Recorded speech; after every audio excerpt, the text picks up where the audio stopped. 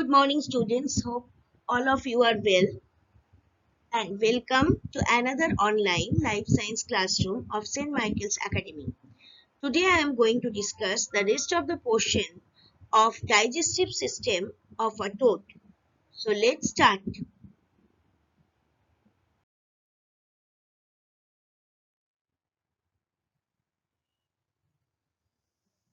You can see the diagram of digestive system of a toad.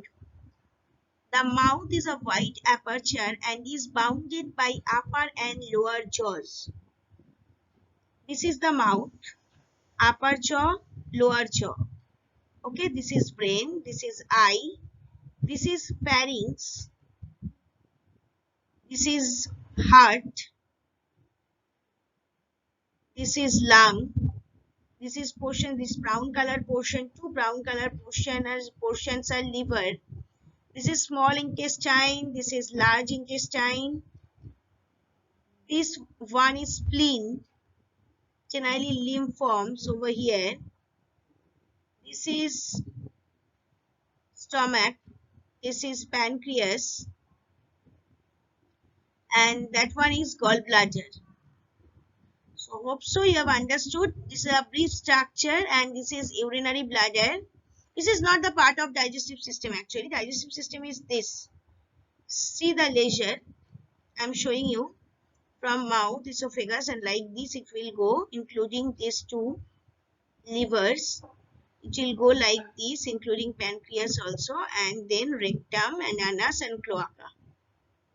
Okay, till this it is coming. Now the mouth is a wide aperture and is bounded by upper and lower jaws. You can see this is mouth, this is upper jaw, this is lower jaw. Generally, lower jaw is called mandible and the upper jaw is called maxillary. Both the jaws are toothless. No tooth is there in case of frog or toad. The mouth leads into a spacious buccal cavity. I actually gave the demo what is actually buccal cavity. So you can understand the gap between the two lips inside the mouth, actually called buccal cavity. The roof of the buccal cavity contains a pair of internal nostrils. That means nose or internal nostrils connected with the buccal cavity, as well as the impression of eyeballs also. You can see over there, impression of eyeballs, because eyes are obviously at outside. The inside you can get the impression of the eyeballs and nostrils also, and a pair of Eustachian apertures. Now the question is, what is Eustachian apertures?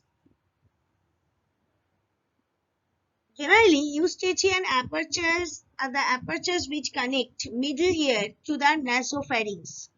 Middle ear, Eustachian apertures connect middle ear to the nasopharynx. Now, what is nasopharynx? Nasopharynx is the upper part of pharynx, actually, which is connected with the nasal cavity. Okay. So, nasopharynx is the upper part of the pharynx which is connected with the nasal cavity. Now, what is pharynx? Pharynx is the part of a throat. Part of throat is called pharynx. Hope so you have understood the Eustachian aperture. Now, moving forward to the next box, that is, the floor of the buccal cavity bears a large fleshy tongue which is attached to the hypoid arch. You know, there's a special type of tongue in case of toad or frog. So they're talking about that type of tongue only.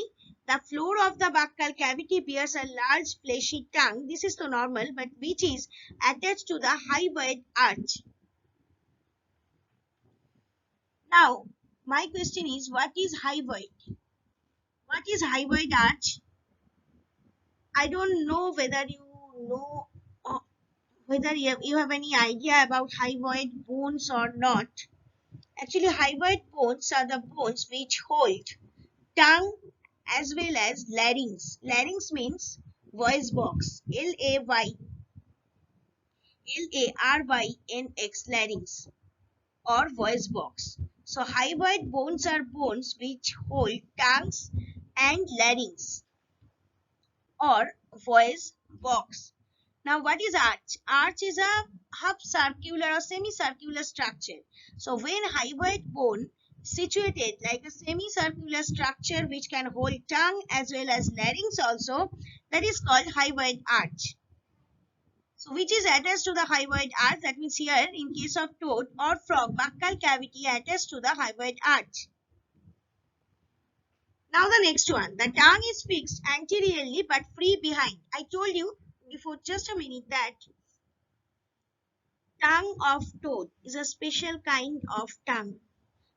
So in case of only toad or frog, the tongue is fixed anteriorly but free behind. The tongue is kept sticky by the secretion of intermaxillary glands. Maxillary word, please note it down properly, because maxillary glands means the glands which is related with the upper portion of the buccal cavity or upper lip as well as.